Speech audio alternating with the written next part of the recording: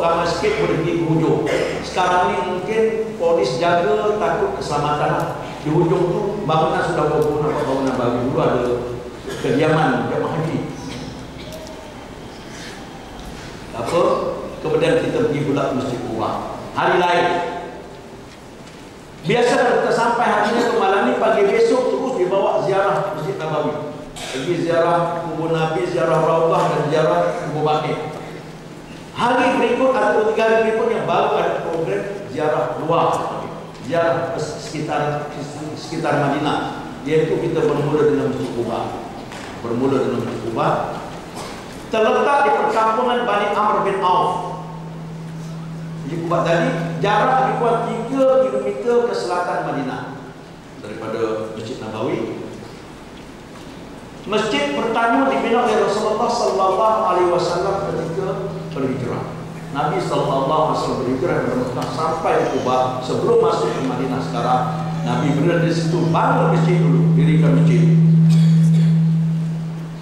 Ini juga malah. Nama Quba sepenuh nama sebuah perigi yang ada dekat situ. Selangkah timur sudah terampak dah, dulu ada, waktu saya pergi dulu masih ada bentuknya. Ashimus binti An-Nu'man radhiyallahu anhu mengatakan bahawa Ashimus binti An-Nu'man radhiyallahu anha menceritakan, aku melihat Rasulullah sallallahu alaihi wasallam ketika membina masjid ini, baginda memikul batu bata di atas belakangnya sehingga bongkok tubuhnya. Pikul batu, Nabi sendiri ikut bersama membina. Debu-debu dan pasir penuh di tubuh bajunya. Apabila seorang sahabat datang untuk menolongnya dengan meminta nak ambil beban tadi, maka baginda sallallahu alaihi wasallam tidak benarkan. Malah baginda suruh ambil beban yang lain yang sepertinya. Mana kalau biarkan dia nak buat. Itu hadis daripada riwayat Tabarani yang menceritakan pembinaan kita.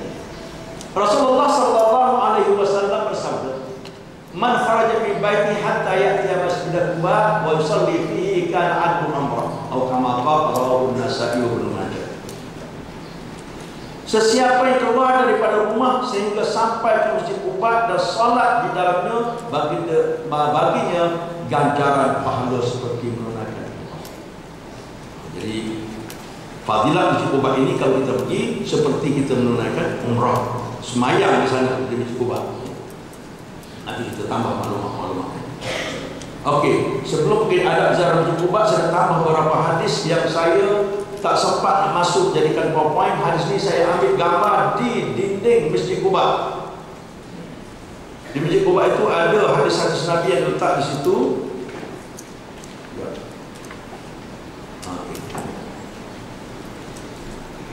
Okey. Allah Subhanahu wa taala berfirman dalam surah At-Taubah ayat 108 tentang Masjid Quba ini. La masjidun ussisa 'ala taqwa min awwal yawmin ahaqqu an taquma fihi rijalun yuhibbuna an yatatahharu wallahu yuhibbul mutatahhirin. Dalam surah At-Taubah ayat 108 ada cerita diceritakan oleh Allah tentang Masjid Quba. Masjid Quba diasaskan oleh Nabi sallallahu alaihi wasallam ketika baginda sampai pada hari dia berhijrah ke Madinatul Munawwarah, dan dia bangun masjid ini dan sembahyang di dalamnya. Setiap tempat yang Nabi solat mesti ada fadilah. Itu mudah Nabi faedah umum, setiap tempat yang Nabi solat ada fadilah.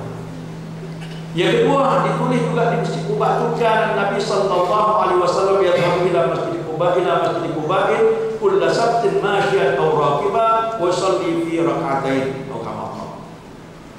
Nabi sallallahu alaihi wasallam datang ke Masjid Quba tiap-tiap hari Sabtu. Sama ada Nabi pergi naik kenderaan atau jalan kaki, dan Nabi sholat di dalam masjid ini. Tiap Sabtu Nabi pergi ke Masjid Quba. Setelah Nabi duduk di Yathrib di Madinah, tiap Sabtu Nabi pergi, sama ada jalan kaki. 30 meter Nabi jalan kaki pergi sholat. Waqala Nabi sallallahu alaihi wasallam salat Masjid Quba ka'umrah. Hadis Tirmizi dan sahih. Nabi sallallahu alaihi wasallam bersabda, sembahyang di Masjid Quba ini pahalanya seperti satu umrah. Satu hadis, ada hadis yang lain, fadl salat di Masjid Quba, kelebihan, keutamaan, fadilah sembahyang di Masjid Quba. Berdasar pada hadis Nabi riwayat Ibnu Majah dengan sanad yang sahih, man tatahhara fi baitihi thumma ata masjid Quba fa shalla fihi salatan kana lahu ka ajri umrah atau kama qala Rasulullah sallallahu alaihi wasallam. Yang bermaksud sesiapa bersuci di rumahnya, bersih, man tatahhara fi baitihi thumma ata masjid Quba, kemudian datang ke masjid Quba fa shalla fihi salatan, maka dia salat satu salat di masjid Quba, kana lahu ka ajri umrah, maka dia mendapat ganjaran seperti satu umrah. Dengan syarat berwudu di hotel. Berwudu di hotel. Sebab itu program kita pada hari ziarah awal, pertama kita pergi masjid Quba, takut terlepas wudu. Kita ni kan tak tahan betul. Orang Malaysia ni banyak makan angin. Ini kan cuti sekolah makan angin, ada masa makan angin, lepas tu tentu kuat. Okey. Alhamdulillah tu maklumat tambahan. Dan ziarah Masjid Quba adab dia pertama berwuduk di rumah di maktab kita, di hotel kita. Berwuduk siap berwuduk sebelum pergi. Lepas mai subuh balik hotel sarapan segera pukul 7 atau 7:30 paling lambat biasanya kita gerak. Kalau lambat bergerak kita tak sempat pergi ziarah banyak. Silap langkah yang terakhir lalu saja, tak berhenti. Sebab tu disiplin kena ada. Cuma kita mengurus manusia ramai ni macam mana jaga disiplin. Tentu ada soal dua yang okey, yang nak pegang last minute, nak kencing last minute, itu biasa. Okey, sebelum orang bergerak dia tak rasa nak pegang. Bas tak ini dia pun nak pegang. Macam mana kan? Itu biasa. Okey. Kemudian memperbanyakkan selawat kepada Nabi sallallahu alaihi wasallam ketika dalam perjalanan. Tiap-tiap pas insya-Allah kita tabung haji.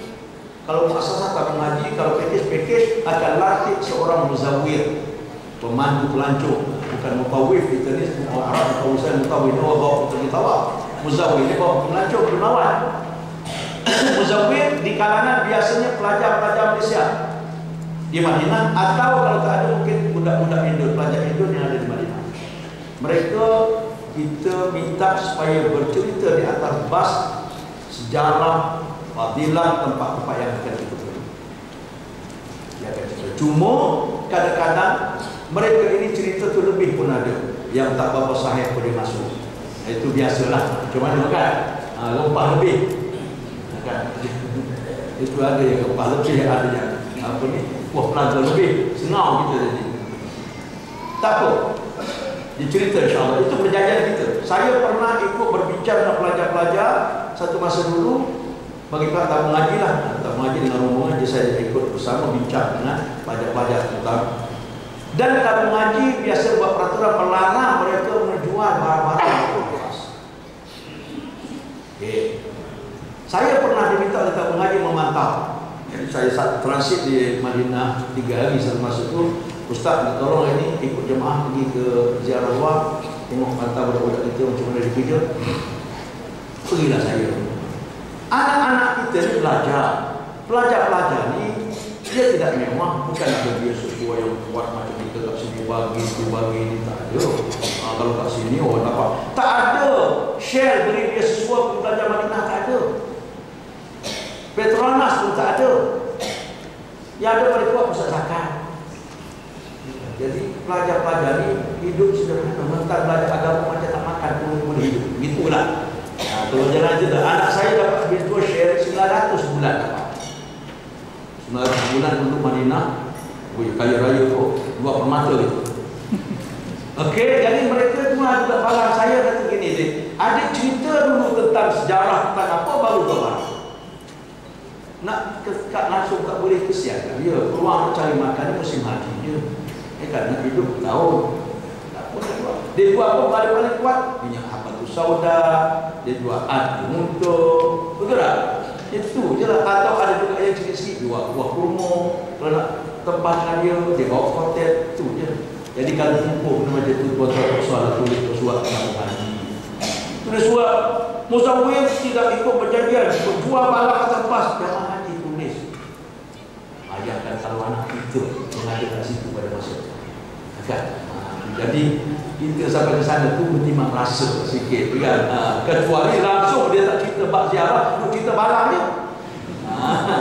Itu lain, perlu kita maklum kan, kalau kita tak maklum nak tambah kita tahu macam mana kan. Allah. Tapi jangan banyak selawat pada Nabi dan sebagainya. Mendahulukan kaki kanan ketika masuk masjid dan membaca doa masuk masjid seperti biasa. Allah maghfir tadi kita masuk sampai masjid Quba, terus masuk ke masjid insya-Allah salat sunat tahiyatul masjid dulu. Dan biasa pergi pagi pada masa itu sudah boleh salat duha. Maka salat duha. Baru kita berdoa. Kemudian kita balik. Biasanya mutawif akan bagi masa di sini 20 minit. 20 minit itu masa dibagi yang kita pakai setengah jam lebih. Bukan lama di masjid, lama di luar masjid. Bak turun langkah kaki keluar pas, dia ubah ni macam-macam. Mak ayah yang tak ada. Dengan baju, dengan rumah, dengan apa untuk ya baiklah, ya baiklah, untuk dengan basikal, dengan motor, dengan apa semua. Kalau kita macam saya cucu ramai belum fikir, cucu ada banyak ni dia apa? Tapi cucu lah kan. Jadi itulah yang menghalang biasa. Buah kurma semua ada, memang ada kesan. Nak belilah tapi tak usah banyak sangat fikir pasal kurma. Akhirnya kan pasal ziarah dua ni dia ada beberapa tempat. Ziarah Masjid Quba, kemudian ziarah Syuhada Uhud, ziarah Masjid Qiblatain, ziarah Masjid Tujuh. Last kali dia ziarah budaya, bukan ziarah ibadah, ziarah pasar tamah. Itu ada. Okey, habis Masjid Quba kita berdoa dan sebagainya. Saya pernah jumpa Masjid Quba ni, makcik seorang tilang tak naik ke atas. Jadi yang penting ni masuk pengurusan sekilas ini. Atas pas semasa kita berada di Quba, kita kena cam kiri kanan kita, kawan kita. Mana semasa bah juga bagi tahu ni makcik ni tak datang lagi.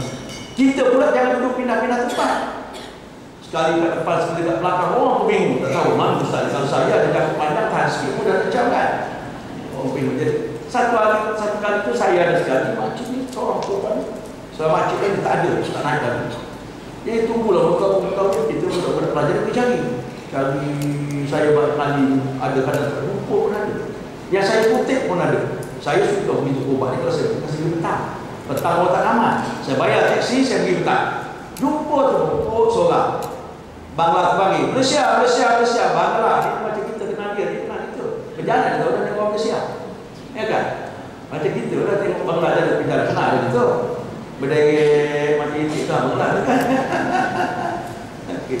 Dan sesak nama. Jadi makcik pun seorang awal ni tak apa saya pergi cari. Volunteer pergi carilah dia. Last kali makcik dah balik yang cari tak balik. Hanya masalah. Makcik dah balik tak? Lepas dia cari tak lari pula. Kita bertunggu yang cari. Sejak dia cari balik, buang pek plastik dia. Okey. Okey, alhamdulillah. Lepas tu biasa kita pergi ke Masjid Qiblatain. Patutnya. Tapi trend sekarang pemandu bas punya trend. Hanya satu masalah. Habis Masjid Quba, terus dia pergi ke Pasar Tamah. Ke Kilang Tamah, bukan pasar, Kilang Tamah. Kita kata tak usah pergi Kilang Tamah mahal. Dah dia pergi dulu. Saya pernah bawa jemaah umrah. Muzawir sekali. Dah 10 kali dengan pemandu bas. Dia kempen kata di Kilang Tamah lah tamah paling bagus di Madinah. Wow, cakap dia singgah di Kilang Tamah setengah jam. Singgah masjid 20 minit. Kan terbalik namanya. Kita ni pergi nak di Tamah. Dulu pergi badan. Sudah. Pasal apa komisen di Kilang Tamah tu besar. Bagi pemandu bas kadang-kadang nak ke Mesir. Kalau kita tak turun, dia pun buat bodoh. Bas rusak lah apalah semua. Jadi kena waktu saya pergi bulan 2 baru ni, pergi sana setengah jam. Oh, belum di mana-mana lah. Habis tempat tu pergi sana tu. Saya pun dia muzawir ni kalau kita nak kata pada depan jemaah tak lah dia malu kan. Jadi saya risau lah. Tak kata aku saya dia ambil berkat dalam hati. Tamah ni lah paling bagus kata ni semua ni dua ni semua daripada kebun tamah kat sini. Bohong tu. Kebun tamah baju tu mana boleh 2 tahun. Macam kita beli dia ulangat dah. Dia beli dia ulangat. Bukan dia ulangat. Dia siap dah dia. Sama juga. Kalau pergi, kebetulan pengalaman Allah Ta'ala tunjuk balik daripada Uhud nak pergi ke apa sahaja, nak pergi ke apa namanya, pergi ke Kilang Tamah, bangun, lepas pergi Uhud. Balik pada Uhud, polis stop bas kami, traffic stop. Dia cas bas langgar lampu merah, berhenti tepi jalan. Nah, apa nama ni, pemandu bas ke depan itu. Pemandu bas kebetulan Indon baru setahun kat sana, tak berapa pasti sangat bahasa Arab. Polis kata cari orang pada bahasa Arab. Cari dia mari ke bas minta mutawif tu, mutawif tak nak turun. Pasal apa dia di Gama di Mekah. Dia bagi ke Madinah ke dia turun kena tangkap masuk penjara. Dia banyak penegah di sana macam permit lain kerja lain. Itu nama mudah kita. Tak banyak turun dia. Ustaz tolonglah, dia kata saya pula. Saya pergi dah tak apalah. Pergi Arab ni budak tengok dia janggut lagi dia pegang janggut tanya hijau ke tak? Itu yang dia tanya kan. Saya pula jawab saya rasa hijau. Nah, dia pun lepas. Rasa lepas saya tidur. Bagaimana kan? Jadi lepas. Apabila lepas, saya kata tuan apa sepatah baliklah. Ini nama itu kita berubah. Nak datang sini nak ibadah, pergi pasar tamas setengah jam, masjid kiblatnya kita tak singgah. Sekarang kita wajib singgah dan semaya sudah ada masjid. Senyak atau dikatakan. Kalau tidak nanggung di kiblatnya. Sedap dia kata tak payah singgah di kiblatnya ini, tak ada fadilah apa-apa. Mana boleh tempat Nabi singgah, tak ada. Tempat turun pula perintah pindah kiblat, tak ada fadilah. Tak nasabah cakap. Itu kadang-kadang reserve kita lah. Okey, itu lumpur. Allah Allah. Okey, masjid kiblatain. Lokasinya terletak di tengah-tengah perkampungan Bani Salamah, iaitu di bahagian barat daya Madinah. Di barat daya Madinah. Okey, dinamakan kiblatain kerana perintah Allah SWT kepada Rasulullah sallallahu alaihi wasallam agar menukar kiblat solat daripada Baitul Maqdis di Palestin ke arah Kaabah di Masjidil Haram. Semasa berada di masjid ini, di tempat ini, belum ada masjid pada masa itu. Dalam surah Baqarah ayat 144 Allah Taala berfirman, "Qad nara taqalluba wajhika fis sama' falanwalliyannaka qiblatan tardhaha fawalli wajhaka syatral masjidil haram wa haitsuma kuntum fawallu wujuhakum syatrah wa innal ladzina utul kitaba ya'lamuna annahu al-haqqu min rabbihim wa ma Allahu bighafilin amma ya'malun." Sadaqallahu azim. Surah Baqarah 144. Bermaksud, sungguh kami sering melihat mukamu menengadah ke langit. Mana berdoa kepada Allah. Nabi berdoa. Maka sungguh kami akan memalingkan kamu ke kiblat yang kamu sukai. Palingkanlah mukamu ke arah Masjidil Haram, dan di mana saja kamu berada, palingkanlah mukamu ke arah Masjidil Haram. Walli wajhaka syatral Masjidil Haram. Itu poin yang diambil. Peristiwa ini berlaku pada tahun kedua Hijrah, yaitu setelah 16 atau 17 bulan Rasulullah berhijrah. Nabi SAW berhijrah di Madinah, menyebarkan agama dipenuhi oleh orang-orang Yahudi. Orang Yahudi kata Muhammad bawa agama dia, tetapi kiblatnya pakai kiblat itu. Maka Nabi berdoa kepada Allah Taala untuk pindah kiblat tadi selama 16 atau 17 bulan. Lama 16 atau 17 bulan lama Nabi berdoa. Ini nak membayangkan Nabi bersungguh-sungguh dan beri satu pengajaran pada kita. Nabi yang dikasihi oleh Allah pun berdoa sampai 17 bulan. Oh makbul. Kita supaya hajat 3 kali itu berhenti lah. Tak payah Tuhan tak mampu doa supaya hajat 3 kali tak jadi dulu. 3 kali je. Jadi jangan putus asa berdoa. Dalam solat zuhur pada rakaat kedua, ayat ini diturunkan, maka Rasulullah sallallahu alaihi wasallam dan para sahabat terus berpusing 180 derajat menghadap kiblat. Okay? Daripada menghadap dia kiblat di sebelah utara. Di Madinah ni Baitul Maqdis berada di sebelah utara, Masjidil Haram berada di sebelah selatan. Dan Nabi menghadap di sebelah utara. Okey, dalam rakaat kedua turun ayat fawalli wajhaka syatral Masjidil Haram. Hadaplah untuk Masjidil Haram. Nabi berpusing 180 derajat. Dan para sahabat pergi ke belakang Nabi juga menghadap ke Kaabah. Berlaku dalam tempat yang kita panggil sekarang masjid kiblatain, 2 kiblat. Pergi ke sana bukan satu je kiblat yang ada. Ya kan? Cuma diberi nama masjid kiblatain. Kemudian kita pergi ke Syuhada Uhud. Salah satu tempat yang kita berziarah luar ni, ziarah sekitar Madinah adalah Syuhada Uhud di Masjid Uhud. Ada kuburan Uhud ya. Ini kuburnya, tengah-tengah tu ada banyak batu nisan. Tak nampak dah sekarang batu-batu tu Cuma ada satu tempat di tengah depan pintu besar, ada satu kawasan. Dalam kawasan ini ada 3 kubur. Di sini dikatakan kubur Sayyidina Hamzah, kubur Abdullah bin Jahsh, dan kubur Mus'ab bin Umair. Sayyidina Hamzah bapa saudara Nabi, sebagai kita tahu, handle upah orang Habsyi, hamba Habsyi untuk membunuh Sayyidina Hamzah karena dendam Sayyidina Hamzah membunuh ayahnya semasa perang Badar. Dan Mus'ab bin Umair ni Abdullah bin Jahsh ni sepupu Nabi SAW, dan juga Mus'ab bin Umair, seorang anak muda yang mula-mula Nabi hantar ke Madinah sebelum Nabi sendiri berhijrah. Selepas Bai'ah Aqabah, kalau kita baca sejarah, dia ada 2 Bai'ah Aqabah. Bai'ah Aqabah ula satu perjanjian tak setia dengan Rasulullah SAW daripada penduduk Madinah yang pergi haji. Penduduk Madinah ni 12 orang pada masa itu pergi haji, menyelinap keluar daripada Mekah pergi ke Mina di Aqabah. Buat janji setia kepada Rasulullah SAW di Aqabah pada malam hari itu. Tempat itu sekarang ada sebuah masjid dibina. Masjid lama yang ada dinding tapi tak ada bumbung. Masjid tu. Tapi kalau kita nak pergi saja pergi payah sikit nak pergi sekarang ni, pasal orang pergi umrah pun dia tak bagi masuk ke dalam. Dulu atas jambatan jauh dia. Saya dulu pergi zaman dulu umrah boleh bawa batu balik. Kan dulu. Jadi masjid tu saya sendiri jumpa masjid tu pada tahun 2004. Saya pergi tahun 2004, Jamarah tengah buat baru pada masa itu, roboh yang lama yang kecil dibesarkan, buat baru, nak masuk tak boleh. Jadi saya pun cerita dengan jemaah daripada jauh. Balik ke hotel, kawan saya telefon ustaz, di belakang bukit, belakang pejabat polis trafik, ada satu masjid mana. Saya tanya polis itu, dia kata tu masjid dia terbaik Aqabah. Jadi kalau ustaz nak pergi, boleh kita pergi. Saya kata boleh. Malam ni kita pergi, pukul 11 malam saya pergi buat solat. Dalam masjid tu ada 2 saja solat. Polis buatkan tempat disembahyang, polis trafik tadi buat solat. Belakang ni sudah naik anak kayu yang berduri-berduri. Pada tahun 2004. Saya berbalik besok waktu kami ziarah luar, saya minta pemandu bas bawa ke situ.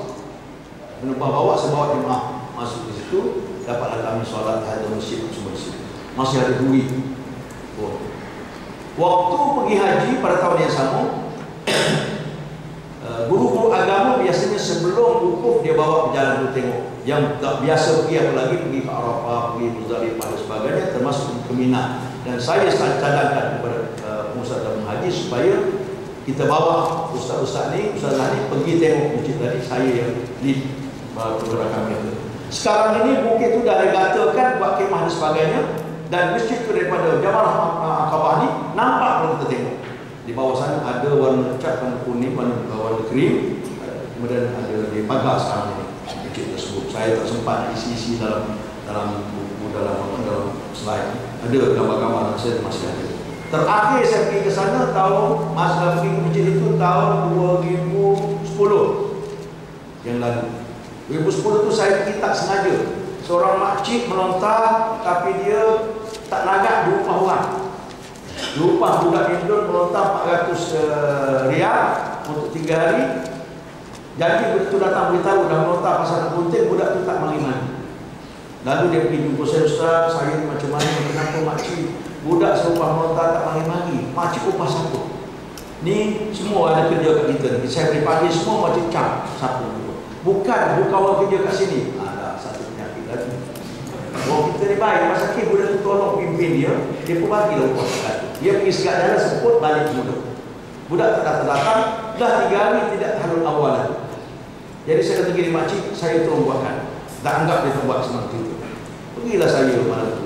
Terpaksa 2 orang, saya punya seram, patah balik. Curi kat tepi tu, lompat pagar kosong. Seram lagi. Nak patah balik, polis tak bagi. Terpaksa saya pergi ke depan. 5 km saya bawa sampai sini. Jumpa masjid tadi. Alhamdulillah, itu nikmat. Okey, tak apa. Di belakang banjaran tadi ada satu bukit namanya Bukit Rumah. Bukit Rumah ni bukit tempat pasukan pemanah ketika perang. Atau bukit inilah dulu 50 orang pasukan pemanah yang Nabi pesan, kamu jangan tinggal tempat ini sebelum ada arahan. Itulah. Setelah peperangan Pusnah pertama berlaku dan pucat kaki larilah semua tentera-tentera musyrikin. mereka meninggalkan rampasan perang yang banyak, maka orang-orang kutip rampasan perang ini yang akan bukti anggap perang dah selesai, maknanya dia pun turun. Apabila turun, Abu Sufyan tengok keadaan dia pusing balik ke belakang, dia naik atas bukit ini, dia ambil tempat ini, menyebabkan tentera muslim pucat kacir. Pada masa itu Nabi dikepung, dikejar oleh musuh dan sebagainya, tapi sempat Nabi berlindung di atas gua di Bukit Uhud. Ada satu gua nama Gua Uhud, yang tempat itu sekarang nak pergi susah. Saya pergi terakhir di Gua Uhud pada tahun 2010 pada masa umrah. Itu kami minta supaya budak-budak itu ke sana cari pemandu bas yang sanggup. Tidak semua pemandu bas sanggup pergi. Pasal pergi ke sana silap langkah kena tangkap. Harap dia pelik, dia takut orang puja tempat-tempat sejarah ni. So saya pergilah ada pemandu bas yang berani itu kita apa. Okey, Jabal Uhud sepanjang 6 km banjarannya. Yang 6 km panjang banjarannya. Terletak di bahagian utara 5 km daripada Madinah. Bahagian utara. Ghazwah Uhud berlaku pada tahun ketiga Hijrah. Tahun kedua Hijrah berlaku peperangan Badar. Kemudian tahun berikutnya berlaku peperangan Ghazwah. Ini maknanya peperangan yang diikuti oleh Nabi namanya Ghazwah. Ghazwah Uhud berlaku tahun ketiga Hijrah, di mana tentera muslimin asalnya 1000 orang, tetapi 300 orang merupakan orang munafik yang sentiasa dorong Nabi, beritahu Nabi supaya berperang di Madinah, jangan berperang di Uhud. Akhir sekali Nabi halau balik 300 orang, tinggal 700 orang. Lawan tenteranya 3,000 orang. Saya minta maaf, saya tak sempat nak buat slide. Sekarang ni ada satu replika, satu gambar dekat sekolah tepi Uhud tu, dia tunjuk gambar tu daripada mana tentera musyrikin masuk, mana tentera Islam masuk dan sebagainya. Tak apa, tak sempat, jadi saya kena buat akan datang. 70 orang gugur sebagai syahadat Uhud. Apabila pucat kaca berlaku, 70 orang gugur. Di antara mereka ada yang melindungi Nabi dengan bodi mereka. Bila panah datang, dia tahan dada dia, asal jangan kena Nabi. Begitu perjuangan yang dilakukan tadi. Dan Sayyidina Hamzah, Abdullah bin Jahsh dan juga Mus'ab bin Umair termasuk 3 orang yang yang gugur. Mus'ab bin Umair tadi selepas perjanjian Aqabah yang kedua, tahun pertama 12 orang, tahun kedua tersisa 7 orang. Kemudian setelah itu Nabi hantar Mus'ab bin Umair datang ke Madinah sebagai dai berdakwah sebelum Nabi sallallahu alaihi wasallam. Orang pertama sampai budak muda, anak orang kaya.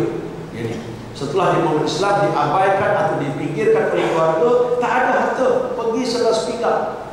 Seketika gugur sebagai syuhada, baju dan kain yang ada pada Mus'ab tidak cukup untuk mengapani masalah.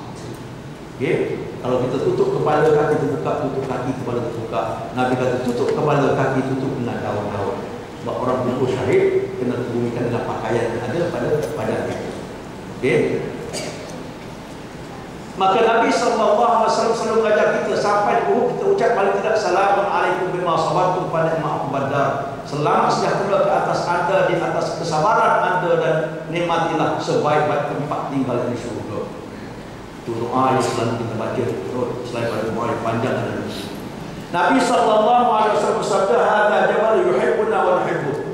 Uhud adalah bukit yang mencintai kami dan kami juga mencintainya. Sangat dimuliakan oleh Allah Subhanahu wa taala. Kalau di sana tuan-tuan cerita macam-macam, saya tak berani cerita lah pasal jumpa nas yang sama. Budak-budak mengetahui cerita, dia kata bunuh Uhud besok akan dibawa ke dalam syurga. Saya tak berani cerita lah tu. Yang pentingnya kita pergi ada fadilah itu dia. Kemudian pergi pula Masjid 7. Masjid 7 ini sebenarnya tapak peperangan Ahzab. Ini masjid yang ada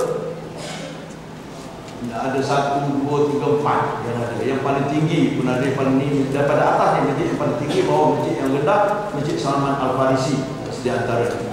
Okey, tak apa, terletak di barat laut Madinah. Tuan-tuan sekarang ini Masjid 7 ni duduk atas bah laut je, tak turun.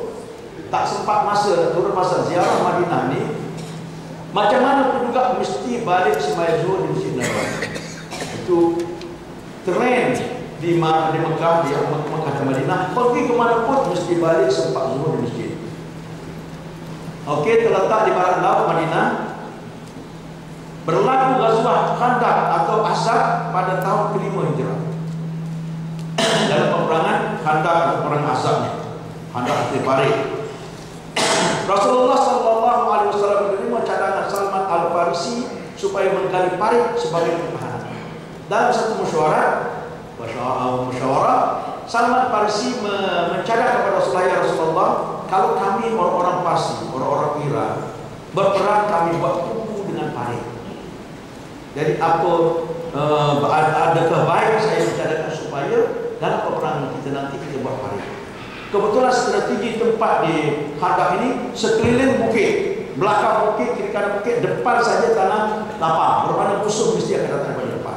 Maka dicadang kali Parit oleh Salman Al-Farisi. Salman Al-Farisi ini berasal dari Parsi, beragama Majusi asalnya, kemudian datang ke Madinah, jadi Kristian dan jadi hamba pada Tuhan. Tuan dia, tokoh dia mengatakan, Salman, aku boleh merdekakan kamu kalau kamu tanam kebun-kebun ini sebanyak 360 pokok. Maka dia pun berusaha tanam, dan satu riwayat mengatakan Rasulullah SAW sendiri membantu Salman tanam tamat. Saya sempat pergi ke kebun tadi, betul tak betul saya tak tahu, yang bawa saya lah kita ni kebun Salman. Dan saya pergi pun pada tahun 2010 kesal saya, tak boleh turun daripada kereta, takut kena tangkap. Dia ni saya tanya yang bawa saya, Dek, yang awak kata di kebun Salman, mana buktinya, mana tanda-tanda dia? Dia kata tu tengok pagar tu, batu-batu yang masih yang diikat dulu dengan tanah dan sampai sekarang masih lagi ada kesan-kesannya. Itu dia kata kebun Salman Al-Farisi lah bawa. Setelah cukup 360 pokok, dia pun dimerdekakan dari pemeluk Islam. Dalam peperangan ini dia buat cadang kepada Rasulullah, dan Rasulullah gali Parit. Rasulullah sendiri terlibat semasa menggali Parit. Berlaku satu mukjizat, yaitu sebuah batu yang besar tak pecah, ketuk tak pecah. Akhirnya Nabi doa pada Allah Ta'ala, Nabi siram air atas batu tadi, ketuk sekali je, woi semuanya hancur. Allah Allah. Di sini Rasulullah SAW berdoa, Allahumma ya munzilal kitab wa ya munzilal sahab wa ya hazimal ahzab ihzibhum mansurna alaihim. Ya Allah, Tuhan yang menurunkan kitab dan Tuhan yang mengarahkan awan, dan wahai Tuhan yang menewaskan tentera azab, kalahkanlah mereka dan menangkanlah kami atas mereka. Ketika dulu peperangan di tentera musyrikin sampai-sampai tengok ada Parit, dia pun terkejut. Di sini tak ada sungai, tiba-tiba ada Parit besar macam mana? Ya, dia pun terkejut. Salman mengajar gali Parit tadi, tanah-tanah yang digali tadi kena taruh ke sebelah sini, sebelah kita. Sebab kalau musuh datang dengan kuda, dia nak lompat, dia akan kena bukit timur dan tanah, dia akan jatuh masuk dalam Parit. Maka satu tentera Arab pun tak berani nyebrang. Mereka berkemah di situ berhari-hari, beberapa hari melawan, dan disitulah turun ayat mengajar Nabi bagaimana solat semasa peperangan. Sebahagian sebagai rokok, sebagai tiap, sebagainya. Dan akhirnya Allah Ta'ala turun ribu pasir pada masa itu. Maka pasukan tentera musyrikin mundurkan diri. Lepas pada itu tak ada lagi serangan-serangan orang-orang musyrikin di dalam Madinah. Kebarulah kita beri sejarah budaya terakhir. Itu sejarah pertama itu. Nama sebelum itu pertama. Nama sedang berputih. Sekarang kalau pergi sedang berbunga. Semua tahu kalau pergi sana. Dia akan masak dalam apa? Dia boleh masak. Ini buah urut yang saya kata tak boleh pergi sekarang ni. Buah ini tinggi daripada bawah lebih kurang 20 kaki. Dalam lebih kurang 8 meter. Buah ini sampai ke atas boleh masuk 1 atau 2 orang saja. Saya dapat maklumat tentang buah ini daripada seorang ustaz. Dia berasal daripada Sabah dan dia belajar di Madinah, bertugas bersama saya di Mekah tahun 2008. Semasa dia pergi ke Mekah daripada Madinah, dia tutup pada masa itu nak ukur dari di Mekah, duduk sebilik dengan saya. So saya bangsa pada cerita dia masuk ke dalam gua ni, dia belajar Madinah tak sempat lagi. Dia masuk dalam gua ni sampai sekarang masih bau wangi. Bau Allah. Okay. Dan yang kedua beritahu saya Ustaz Zahir, timbalan pengarah tabung haji Perak sekarang. Dia pun masuk ke dalam gua tersebut. Saya pergi itu tak sempat masuk. Orang ramai sangat duduk kat bawah, tak seorang-seorang yang masukkan. Boleh masuk 2 orang tu kalau kecil. Kalau Arab seorang dia boleh masuk. Ini ada satu lagi tempat yang sekarang ni tak boleh pergi bonus tutup di Madinah ni. Ini ekstra, tak ada dalam program. Ini tempat dipanggil lapangan magnet. Tempat ni ada istimewa pelik sikit. Saya pun tak percaya setelah saya pergi, terpaksa percaya dan tengok depan mata. Di tempat ini jarak lebih kurang 50 meter, ada kuasa teknik, bas boleh berjalan tanpa kuasa enjin. Saya pun pergi duduk kat driver tu telah handle. Okey Pak, saya angkat kaki tengok dua-dua. Brake tak tekan, minyak tak tekan, apa tak tekan. 3 gear. Zoom berjalan pas makin lama makin lagi. Dia kata boleh lari sejauh 120 km sejam. Sampai 100 km saya kata cukup Pak, saya takut. Kan?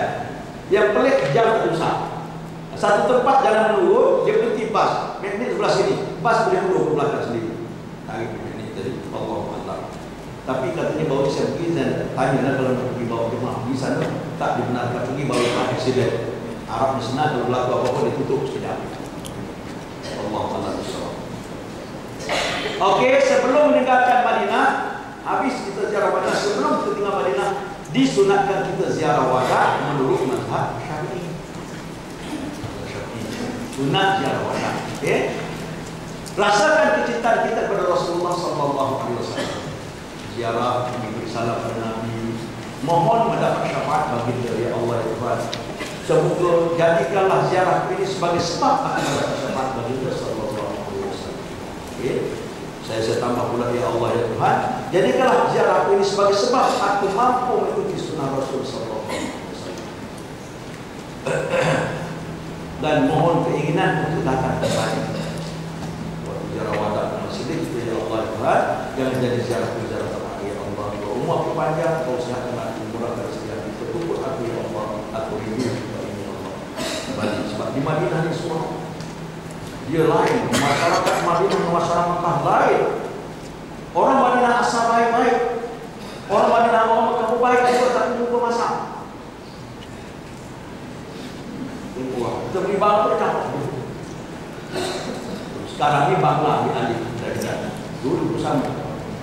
Mungkin kerana geografi. Permukaan bumi membentuk watak. Dalam psikologi kita pernah belajar dulu, baca dulu. Banding orang kampung dengan orang pekan berbeza. Orang kampung suara kuat macam saya. Pasal di kampung rumah jauh-jauh. Nak ke mana tu kan? Cakap kuat-kuat. Orang pesan tak boleh, rumah tepi je. Tak cakap langsung, barukan isu pula. Okey. Kaki orang kampung lebar. Pasal tak pakai kasut. Saya dulu kasut, beli kasut sekolah tu buat gaya sekali. Pakai kasut setengah jam, pikul berjam-jam. Lepas setengah jam kaki lecet, pikul dia kasut tu. Itu dulu kan. Okey tak apa? Habislah ziarah Madinah. Okey, kita habis ziarah Madinah, kita bincang sikit. Kita masuk dalam setengah jam lagi untuk persiapan mengerjakan ibadah. Apa dia nak bincangkan apa? Apa dah boleh dapat? Umrah. Pasal apa nama umrah? Pasal haji tamat. Ingat, mood kita sekarang buat haji tamat. Okey? Jangan lupa tu. Okey, kita sambung sikit insya-Allah.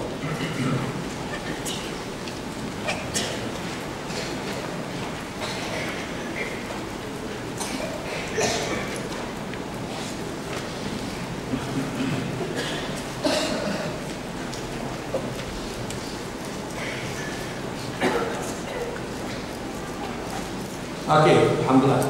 Ini kita tengok langkah-langkah untuk mengerjakan umrah tadi. Peringkat-peringkat dia, apa yang kita buat secara ringkas ni, sebentar lagi supaya kita akan detailkan dia satu persatu insya-Allah nanti.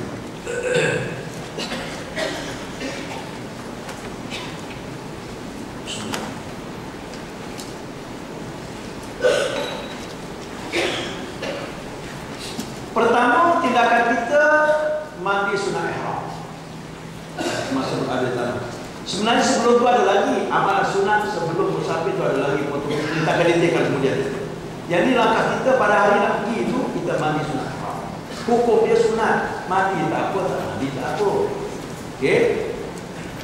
Barulah kita pakai ihram. Yang kedua kita pakai ihram. Okey, memenuhi syarat pakai ihram. Sebab selepas niat kita dah tertakluk kepada pakaian. Oleh sebab itu sebelum niat kita prepare awal-awal kita dah pakai ihram. Okey.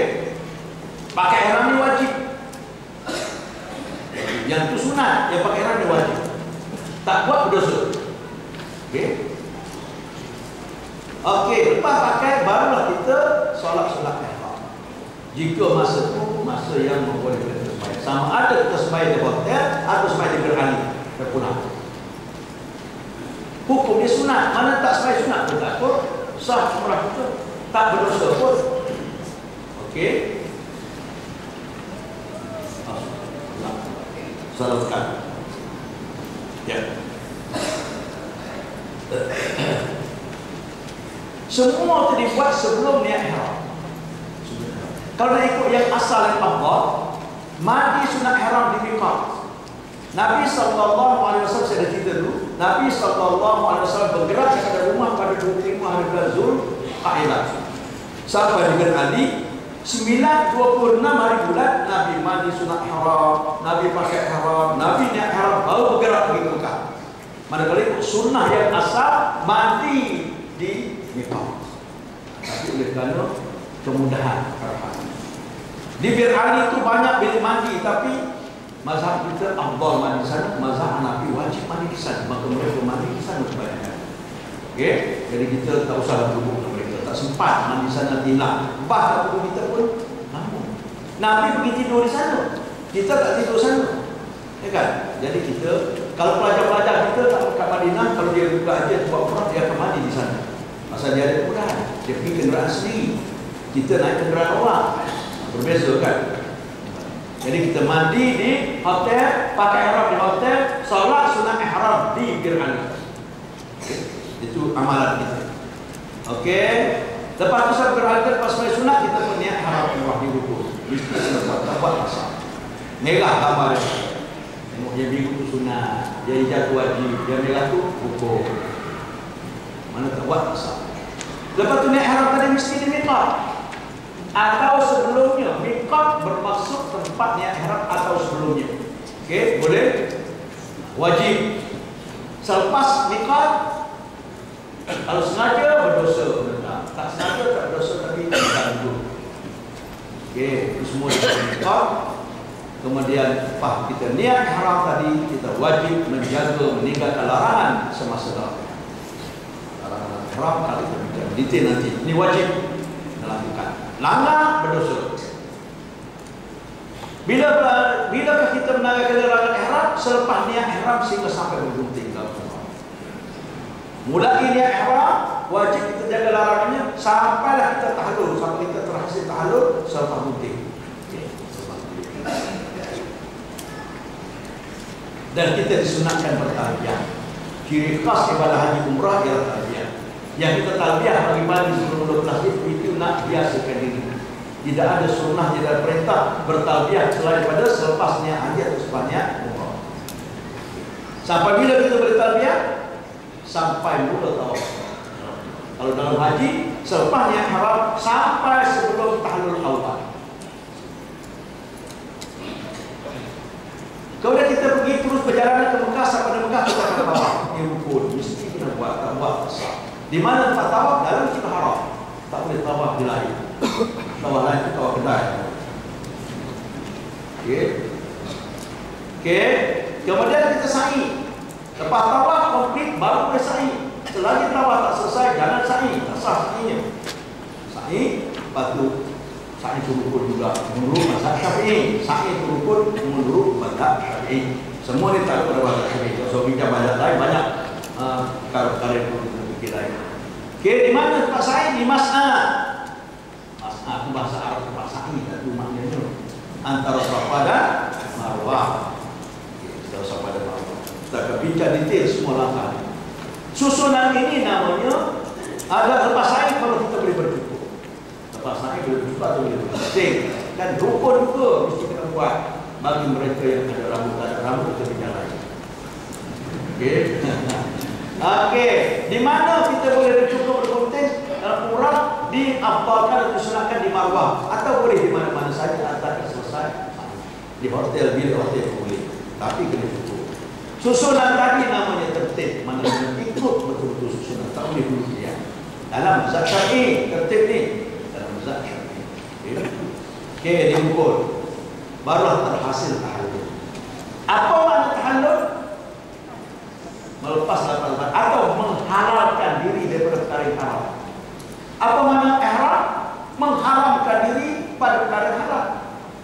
Sebelum niat ihram kita boleh tak cukur, potong rambut boleh, potong kuku boleh, betul tak? Minyak wangi boleh pakai, semua boleh. Niat ihram diharamkan, itu maknanya ihram. Semua ibadah ada ihram. Cuma tidak semua ibadah ada dah. Ihram ada. Solat takbiratul ihram. Allahu akbar. Takbiratul ihram. Ada benda haram tak boleh buat. Allahu akbar. Dus tentu. Tak boleh sengaja haram kan. Kan? Makan, minum, tidur tak boleh, lompat-lompat tak boleh, kan? Nak betul-betul merengkek, tak boleh patutnya. Ya. Bila halal, bila tahallul, assalamualaikum warahmatullahi, debus tak ada apa. Puasa mula bila? Mula subuh maka haram kita makan, minum, dan sebagainya. Tahallul dia masuk waktu maghrib. Ada semua ibadah ada ihram. Okey, dalam senarai tadi ada rukun umrah, ada wajib, ada sebagainya. Rukun umrah. Rukun umrah pertama niat ihram. Tak niat tak sah. Yang kedua tawaf. Yang ketiga sa'i, yang keempat berjumpa atau bermuslim, yang kelima tertib. Mudah ya kalau kisah ikhlas. Apa senang? Niat bawa sa'i, cukup, tertib, habis, ikhlas. Nak buat bingung. Itu lain juga. Sebab itu kadang-kadang akademik lain, buat lain. Okey. Manakala wajib pula, laksanakan wajib ialah niat ihram mesti dilakukan di miqat. Wajib. Maknanya niat ihram kalau tidak di miqat berdosa, tapi sah. Ya kan? Selepas miqat sah umrahnya tapi berdosa. Ini ada satu semalam telefon. Telefon saya pagi semalam. Selalu malu dia ada kat Mekah sekarang. Seorang anak ni umur 16 tahun, perempuan, sakit perut. Lalu beralih dia tak niat pasal sakit perut. Siapa nasihat dia macam itu kita tak tahu. Keputusan dia buat tu pis pada apa kita tak tahulah. Dia jelas pis pada tak tahu. Sampai ke Mekah dia tanya saya, telefon balik rumah. Tanya orang kat rumah, saya tahu siapa sebab saya orang telefon jangan risau, saya tak pernah tanya nama. Siapa telefon ni? Tak pernah. Dari mana dapat nama telefon? Tak pernah, kecuali pelik sangat. Kan, baru saya tanya nama. Okay, mana telefon dah tahu orang dia, saya tanya juga, macam mana dapat nama telefon saya? Pak saya tak pernah pergi. So, dia tanya saya, apa yang patut saya buat? SMS mula tu. Saya kata sila telefon, nak cerita panjang. Tak cukup SMS kita stop message. Pendek-pendek boleh tak? Macam saya pendek. Ya tidak kan boleh. Jadi dia pun cerita, dia kata anak pun selalu dia tadi bini. Sekarang apa tidak yang perlu dia buat? Saya kata dua pilihan. Pilihan pertama tak sebab apa-apa, tak sebab murah balik itu dia makan angin. Tapi pergi kan, pergi payah-payah. Ya kan? Nak pergi bukan senang sekarang. Budak muda tanpa mahram sebenarnya pergi tak boleh. Sekarang rezeki mak ayah dia beradik sekarang. Orang perempuan yang tak ada mahram, dia ada duit, tunggu dia akan bawa kita. Pasal nak isteri tak boleh. Syaratnya umur 45 tahun bawah.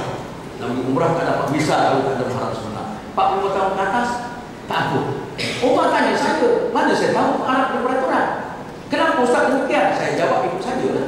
Saya kata pasal yang 45 tahun bawah dari delik 45 tahun lah dari kedua. Jadi tak payah mahram. Itu jawapan saya betul tak betul. Okey. Yang ihram di miqat, yang kedua menjaga larangan ihram. 13. Larangan ihram umrah, larangan ihram haji sama aja.